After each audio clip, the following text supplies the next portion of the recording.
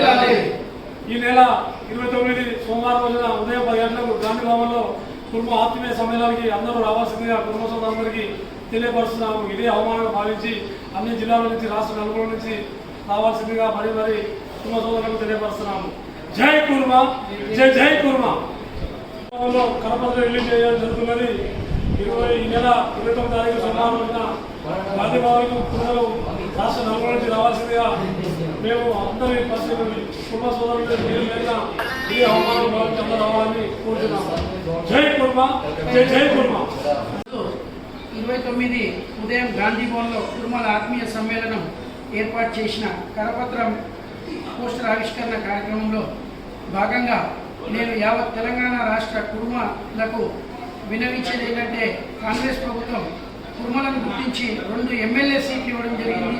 అందులో మన కుర్మ ఐలయ్య గారు భారీ మెజార్టీతో మన కులంలో గుర్తింపు తెచ్చే విధంగా ఐలన్న గారు ఇప్పుడు యాదాద్రి ఆలేరు నియోజకవర్గం ఎమ్మెల్యేగా ఉన్నారు.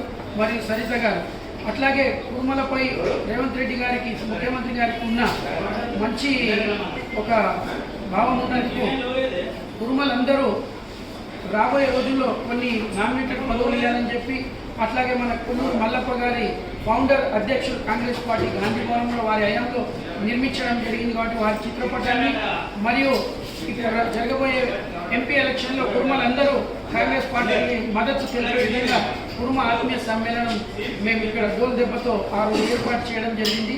దానికి యావత్ కుర్మ రాష్ట్ర యువకులందరూ పాల్గొని విజయవంతం చేయాల్సిందిగా నా తరఫున మనవి.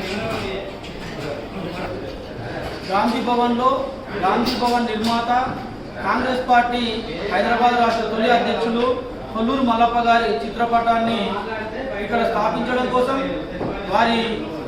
అలాగే వారి కులస్తులైనటువంటి కుర్మలు యావత్ తెలంగాణలో ఉన్నటువంటి వారి అభిమానులందరూ కూడా కలిసికట్టుగా ఆ రోజు గాంధీ భవన్కి రావాలని పిలుపునిస్తా ఉన్నాము.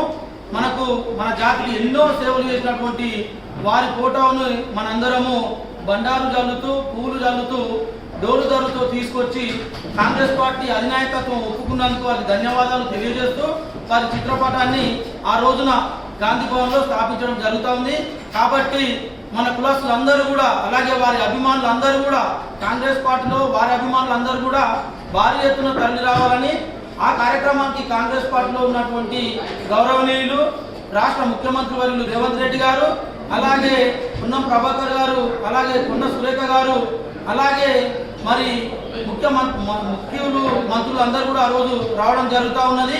మనము మన ఐక్యతను మన బలాన్ని చూపించడం కోసం ఆ రోజు కులస్తులందరూ రావాలని విన్నవిస్తా ఉన్నాము.